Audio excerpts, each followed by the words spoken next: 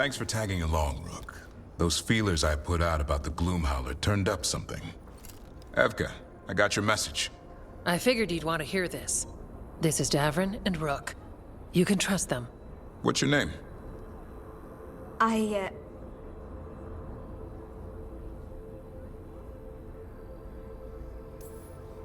It's okay. We're here to help. Nothing to be afraid of. My name's Valya. When I heard about Weishaupt, what happened... I once trained to be a Grey Warden, but I left before the joining. It's not for everyone. It wasn't that. It's... I'm the one who found the Griffin eggs, before they hatched. I've got about 1,000,000 questions. But why come to us now? I knew some of the Wardens who were caring for the Griffins, Remy and Lancet. I think I know what killed them. The Gloomhowler. It's a Grey Warden, isn't it? An elf. But that's all we know. Yes. Her name was Isaiah. I found her diary. She was a mage. She blighted all the Griffins during the Fourth Blight. What?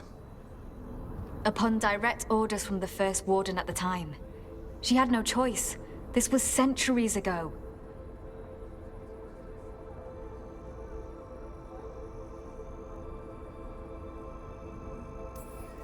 That goes against everything Wardens are supposed to stand for. In her diary, Isaiah said she couldn't forgive herself. As penance, she hid the remaining eggs with a protective spell.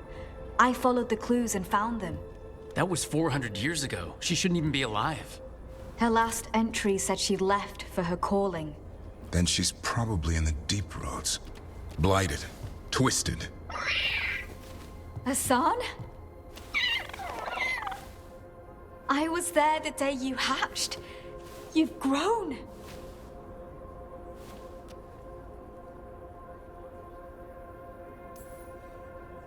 Careful. He's a shameless flirt. That's because he's such a pretty boy, isn't he? I remember feeding him gingerwort truffles as a baby.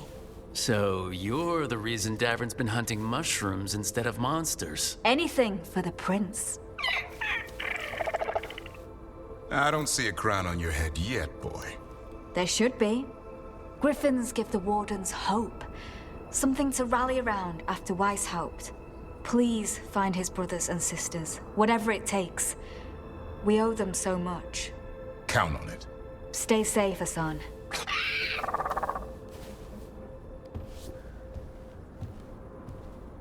This is good information, but it still doesn't tell us where the Gloomhowler is. No, but the other Wardens will keep looking. The Gloomhowler, Isaiah, can't hide forever.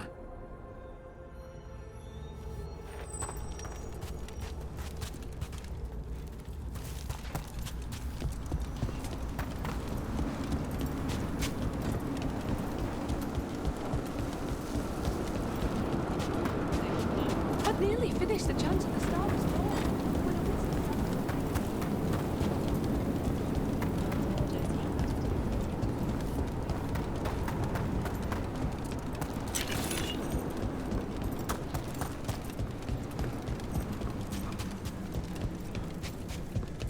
Let me know if you need my help the next time you leave for the mortal world.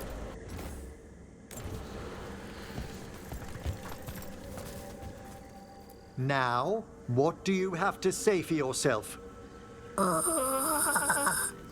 Did I miss something? Since we're here to gather flowers for the dead, I thought I'd teach Manfred some plant names. But I just caught him attempting to wade into a rose bush.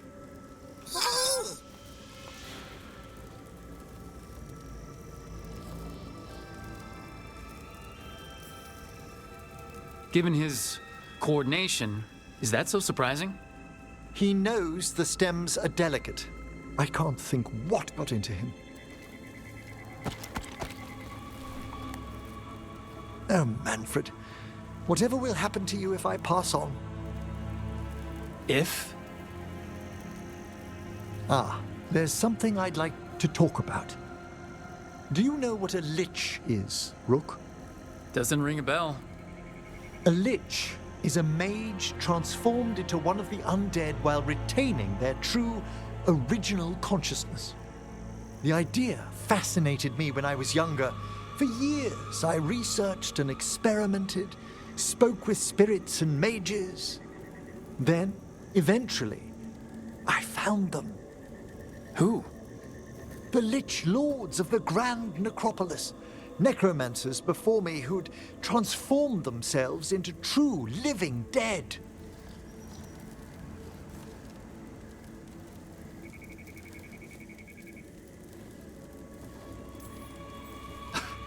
You're making this up, right? Rook, please. I've told so few people. Sorry. The Liches are the great protectors of the necropolis, bulwarks against forces that threaten creation. After years of tests and rituals, they granted me my desire, the right to attempt lichdom.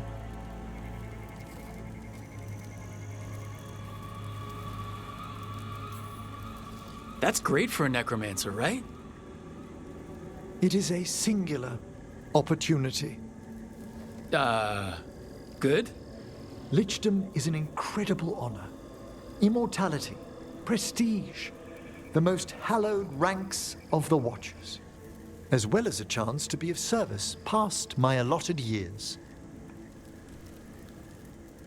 But there are considerations.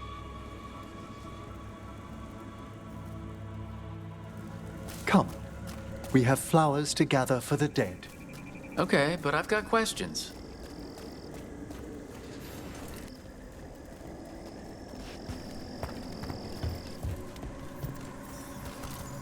Blue creepvine. This will do nicely. Emmerich, aren't most undead just random spirits inside corpses? Liches are different. It wouldn't be a spirit acting in my name. My true consciousness would be housed in my departed flesh. How? The Order must keep some secrets.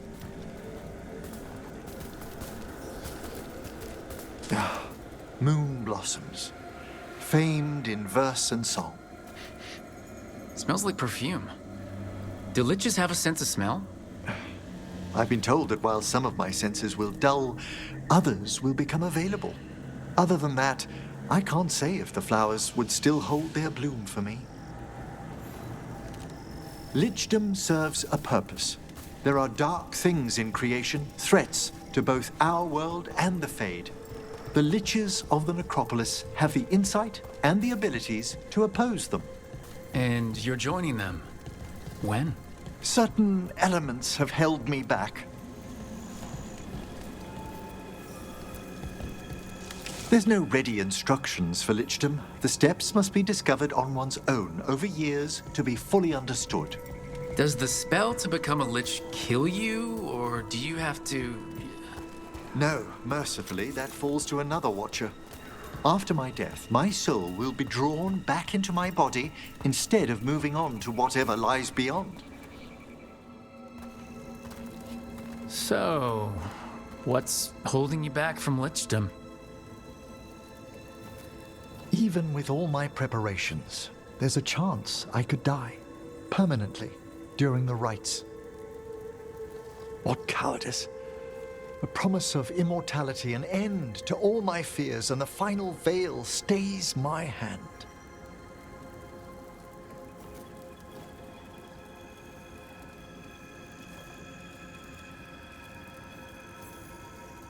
Emmerich, you've spent your life preparing for this and it could still fail? You say nothing that hasn't hounded me. Traditionally, candidates for lichdom face one final sifting of the soul. If they avoid it, you saw my old colleague. Hezengas. She's a lich? A half-lich, though that hasn't diminished her powers. Until I stop her plans, I won't possess the peace of mind for lichdom. Why don't you select the next flowers, Rook? Sure. So what's a half-lich exactly? Johanna attempted the rites of lichdom and failed. Stuck in her in-between state, she is supremely dangerous. but can't learn any new magic. No wonder Hezekiah was shouting so much. Oh, she's always been that way.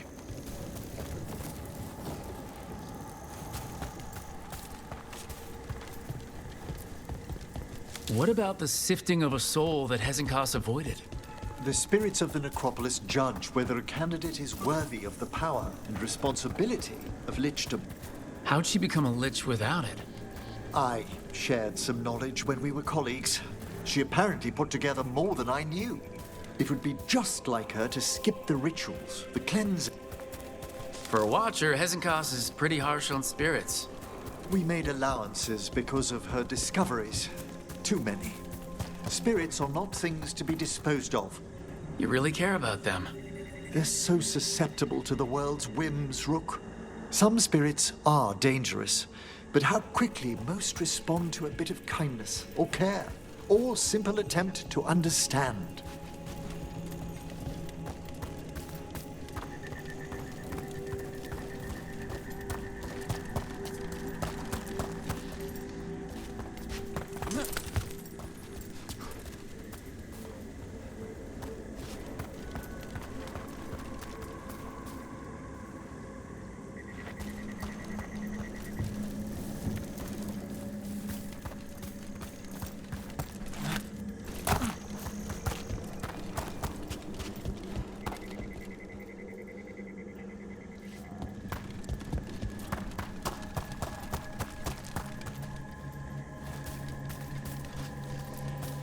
For all she's done, I can't condemn Johanna for attempting lichdom.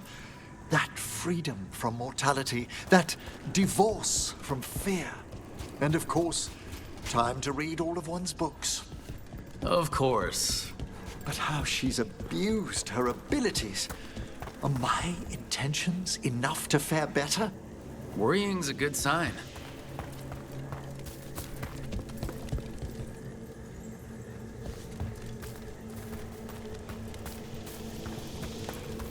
We have enough flowers. There's something I'd like to show you.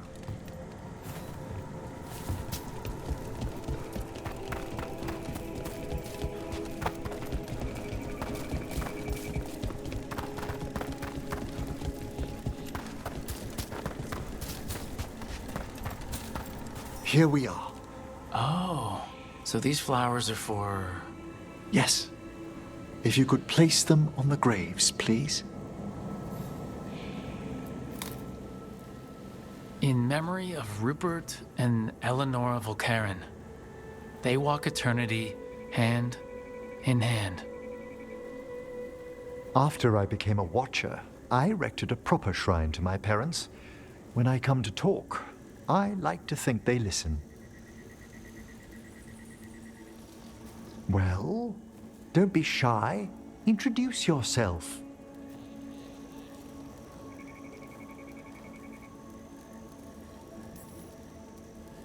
Hello? How are you? I mean, you're in a grave, so...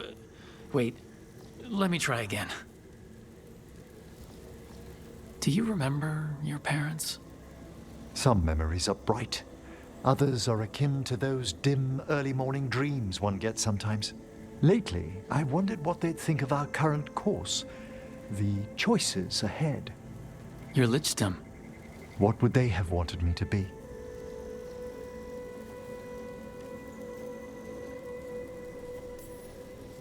I can tell you what I think they'd want you to be. What's that?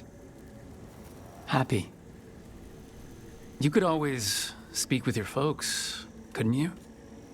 My parents last saw me as a boy. By the time I mastered my corpse whispering, I was a man. If I woke them, there might be a flash of recognition, or... Besides, if I speak to too many other spirits, Manfred might grow jealous. Can't have that. He'd be impossible, I agree.